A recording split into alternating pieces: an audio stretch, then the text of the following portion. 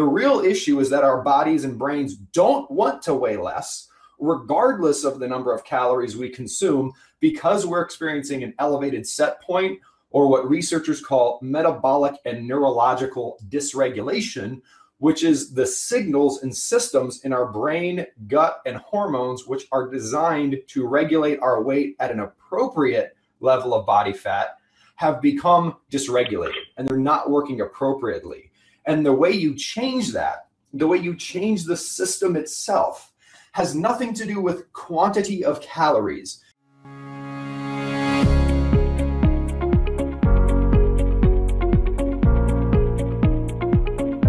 Welcome to the Calorie Conundrum podcast with Coach Strick. Join us as we expand the weight loss conversation to beyond just calories and dare to ask the question, why does eating less and exercising more sometimes not produce the desired results? Here's Coach Strick to discuss this Calorie Conundrum.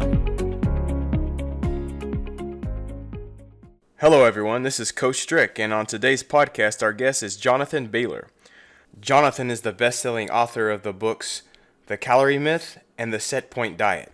He has spoken at Fortune 100 companies and has a TED Talk titled, Can Superman End Diabetes? Is Sugar the New Smoking? The reason I wanted to get Jonathan on the podcast is because his way of thinking about weight loss is very similar to my own and is very outside the box. I very much related to Jonathan when I heard him tell his story about trying to gain weight as a bodybuilder. I too have attempted to gain weight with little success and lots of effort, and this hard gainer issue was one of the initial reasons I started questioning the whole calories in, calories out philosophy. I could see firsthand that there was most definitely a calorie conundrum. I would like to apologize in advance for the audio quality in this older recording. Listen to podcast number 1 to get a full backstory, but the quality of the information is still top notch, and I know you're going to enjoy it. Make sure you stick around to the end to hear what I have to say about Jonathan as a person and learn about some other cool stuff as well. And now, on to the show. Well, hello everyone. This is Coach Strick from CalorieConundrum.com, and I'm here with Jonathan Bailor, the man, Jonathan Bailor, the person that actually inspired this entire website, and the author of this book, Smarter Science of Slim, and his new book that's coming out, The Calorie Myth. So, Jonathan, are you ready to debunk some calorie myths? I live to debunk calorie myths. You and me both. I think we're brothers from a different mother or something, because about 2 years ago, I had no passion or no desire to write a book, but I started working with clients as a personal trainer, and more and more I was finding clients that were telling me they're eating like 900 calories and they're eating barely any food and they still couldn't lose weight. And I was like, somebody should write a book about this. Like how what they're doing is not right. And then about a year, almost 2 years ago, I found your book, The Smarter Science of Slim. And I was like, he wrote my book. So I thank you for that, because you had to read like 1,300 articles and over 10,000 pages of academic research to do it. So you saved me a lot of time by doing that. I appreciate it. That was my goal, because not everyone can spend the decade of having no friends and not sleeping that I did. Yeah, I was wondering. I was like, this guy had to read all this research, but I'm glad you did, because this book, I think, the Smarter Science of Slim book, I think should be required reading by anybody within yelling distance of somebody that's thinking about going on a diet, because, I mean, it has all the evidence in there and what people should do if they're trying to lose weight and be healthy. But, Jonathan, I would like to come at this from a little bit different angle, and I want to ask some questions that people seem to ask when you tell them, about this whole calorie myth thing. And when you say, calories in, calories out, is not the whole story. And so the first thing, a lot of, especially like trainers and people that advise people on weight loss, the first thing and one of the most common things they always say is the law of thermodynamics. What about the law of thermodynamics? And how can this be true if there's this law of thermodynamics? I mean, it's a law. So how is this true? How is the calorie myth true if there's this thing? So, Sean, let me do two quick things here to best serve your audience. One, I'm going to give you an answer to that question that I've actually never given before, so hopefully it's helpful. And also, I just want to really quickly mention to make sure that your readers can debunk these calorie myths. So just really quick, my first book, The Smarter Science of Slim, actually doesn't exist anymore. You can try to buy it used on Amazon, but it's like now it's $177.79. I don't know why. There's a black market for it on Amazon. However, December 31st of this year, 2013, HarperCollins is releasing The Calorie Myth, which contains all of the science found in The Smarter Science of Slim, plus 50,000 brand new words, more science, more studies. Just think of The Smarter Science of Slim as a 6-track demo tape. The Calorie Myth, 18-track double disc. So check out calorie.com. But so to your thermodynamic question, so before I get into the meat of it, Sean, the key thing to keep in mind here is that there's two things, because I know your audience is pretty savvy. For something to happen in the body, two conditions need to be met. There needs to be a need, there needs to be a need for the thing to happen, and then the body has to have the ability to respond. Let me give you a specific example. I have a receding hairline. If you look at a picture of me, my hairline is receding rapidly, and I'm not happy about that. So I need to regrow hair. However, my hair follicles do not have the ability to grow anymore. So when we go into a state of caloric deprivation, we conceptually need to burn fat. But that doesn't in and of itself mean that fat will get burnt, right? Like if you that's a myth. It's a logical error. Just because the body needs to do something doesn't mean it can do that. Think about trying to deadlift 1,000 pounds. If you needed to deadlift 1,000 pounds, that's not enough. You have to have the ability to deadlift 1,000 pounds. So the core misunderstanding when people make thermodynamic arguments is as follows. There's not one law of thermodynamics, there's 4. 2 of them have nothing to do with biology. They have to do with defining absolute zero. The 2 that do apply tell us that energy cannot be created nor destroyed. It can only change forms. Now that thermodynamic law does apply to the area of human well-being, but not as we've been taught. So here's how that applies. The argument that is traditionally made that you just alluded to, Sean, is that if you eat less and exercise more, there's 2 assumptions that are made at this point in the argument. The first is that if you eat less and exercise more, you will create a caloric deficit. That in and of itself is not a foregone conclusion. And we'll get to that in the next part of this answer. The second logical error is that if you eat less and exercise more, let's assume you do create a caloric deficit, then the body has to burn fat because energy cannot be created nor destroyed. It can only change form. So if you're in a state of caloric deficit, your body has to burn fat, right? Wrong. That is a complete logical fallacy because what thermodynamic laws, the 2 that apply, actually prove is that if, and this is a big if you are able to create a state of caloric deficit, the applicable laws of thermodynamics prove that your body has to do something. Thermodynamic law does not prove what a biological organism has to do. It just shows that the organism has to do something. We have to look to biology and endocrinology and neurobiology and gastroenterology to understand what a biological organism needs to do when it's in a state of energy deficiency. And when we do that, we get a pretty shocking discovery. And we start to understand why 95.4% of people who attempt to starve themselves and lose weight on stair steppers do not have success long term. The reason for this is, Sean, when you do get in a state of caloric deficit, if you're able to get in a state of caloric deficit, the first thing your body does is not burn fat, it slows down. This has been demonstrated in every single clinical study that has ever tested it. You eat less or you start exercising dramatically more, your body, if it enters a state of caloric deficit, tries to conserve calories by slowing down. All of your listeners have experienced this. Just stop eating. The first thing you will feel is tired, cold, and like you're in a mental fog because your body has slowed down. So your body has to do something. It doesn't have to burn body fat. Actually, it makes a lot more sense for your body just to slow down. It would be like if you lost your job. If you lost your job and had no money coming in, you wouldn't immediately liquidate your 401k. What you would do is stop spending so much money, right? So that's exactly yeah. So it slows down. Exactly. So just to quickly pause here, Sean. So first of all, if your body slows down dramatically, and clinical studies have shown that in just a state of caloric deprivation, the body can drop its basal metabolic rate, among other things, up to 40%. So we're talking about a very vast slowdown. In and of itself, that right there could mean you're not in a state of caloric deficit anymore. Because if your body slows down 40% and you cut your calories 10%, you're not in a state of caloric deficit.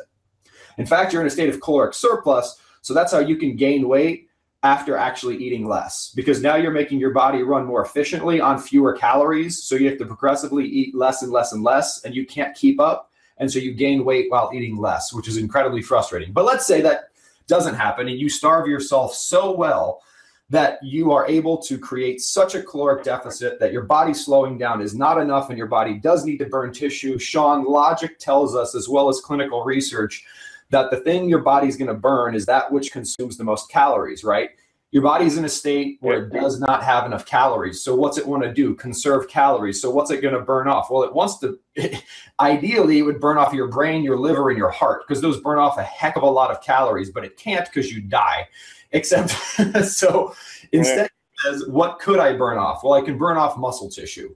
Muscle tissue is calorically heavy. Research shows that up to 70% of the weight you lose when you just starve yourself that isn't water weight is coming from muscle tissue.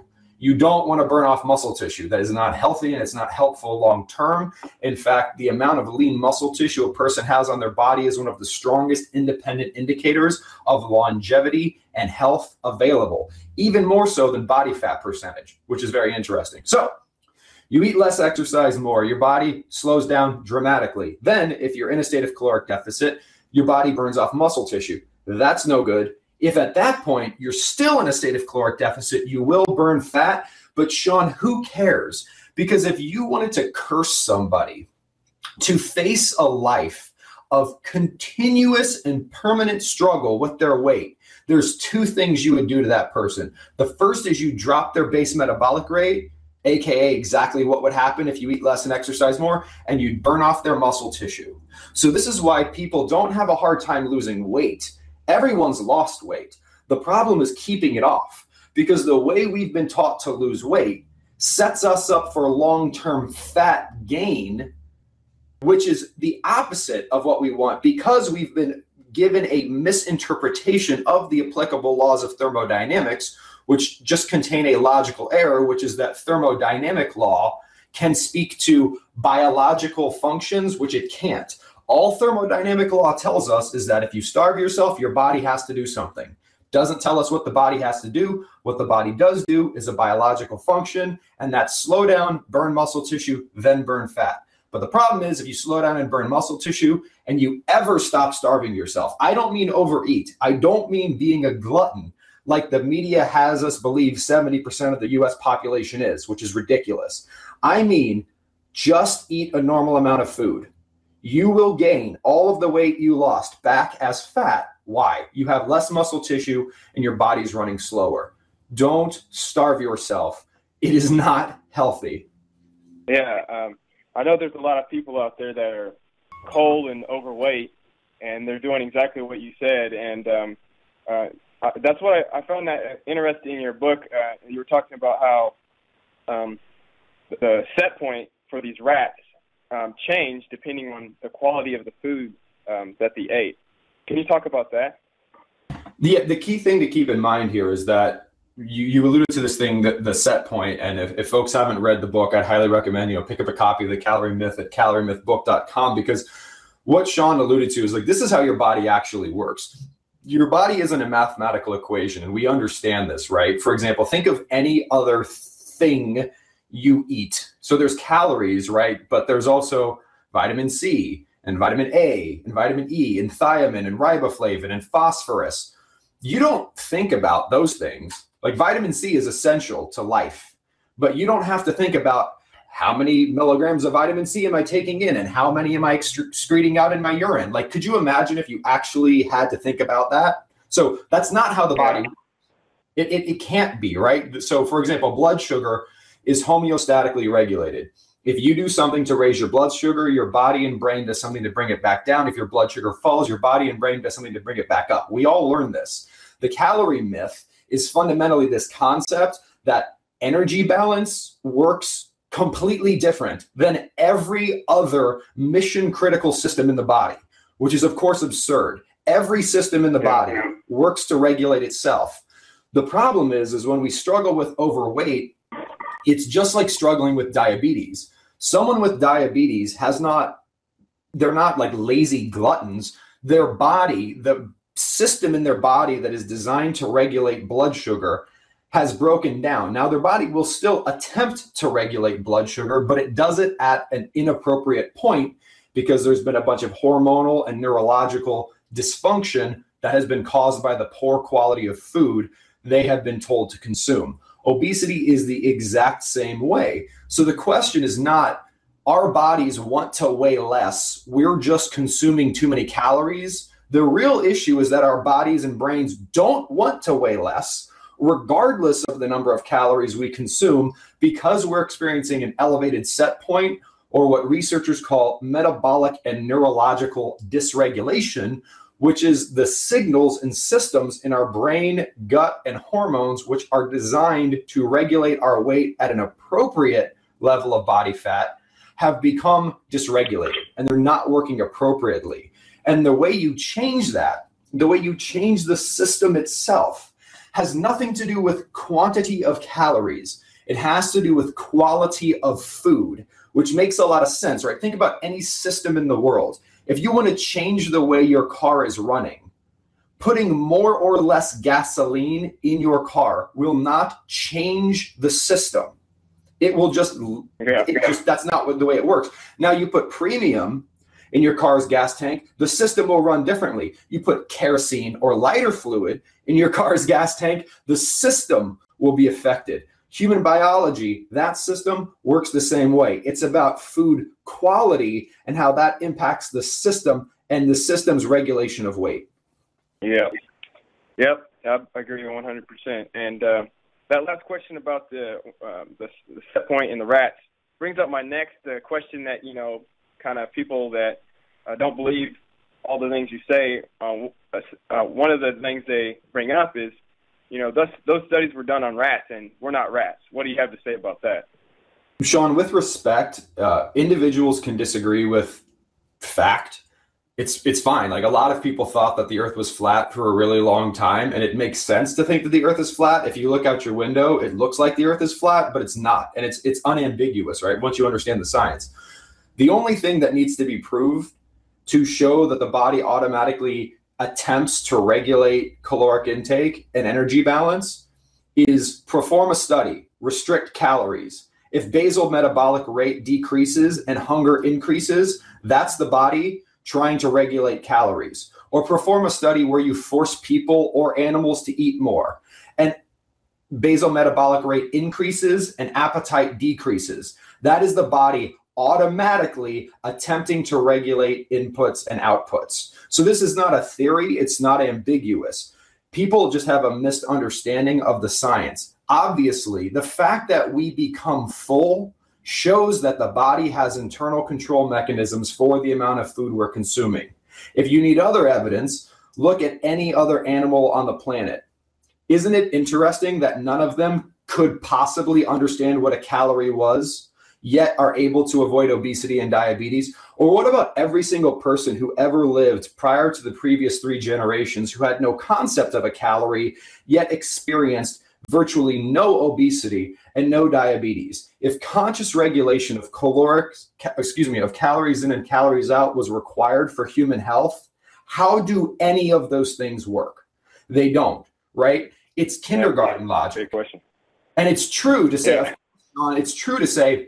well, Jonathan, if you eat less and exercise more, you'll lose weight. That's true. Of course that's true. If you cut off your leg, you'll lose weight too. That doesn't mean it's a good thing to do, right? The goal is not short-term weight loss, there's all kinds of ways you could lose weight in the short term, right? If you take a bunch of cocaine, you'll lose weight in the short term, but you'll kill yourself. So the question is not like, can you lose weight in the short term by starving yourself? Of course you can. Turn on NBC's Biggest Loser. There's plenty of evidence. The question is it the best way to boost health and burn fat long term? Absolutely not. It fights against the body's innate systems. Whereas when you manipulate food and exercise quality, you work with the body's existing systems. Yeah. Oh, man, I wish I had you for longer because I got a lot of other questions. But the one question I really want your opinion on is, why do you believe people are so resistant to admitting that a calorie is not a calorie or what you say is true? People seem so resistant and want to fight it so much. Why do you think that's so? Humans, that's a hard one, Sean. I think it's a couple things. One is it makes sense intuitively that if you eat less and exercise more, you'll lose weight, because it's true. That's what we just said, right? If you eat less and exercise more, you'll lose weight. That is true. And if you turn on television, you watch shows, you'll see it.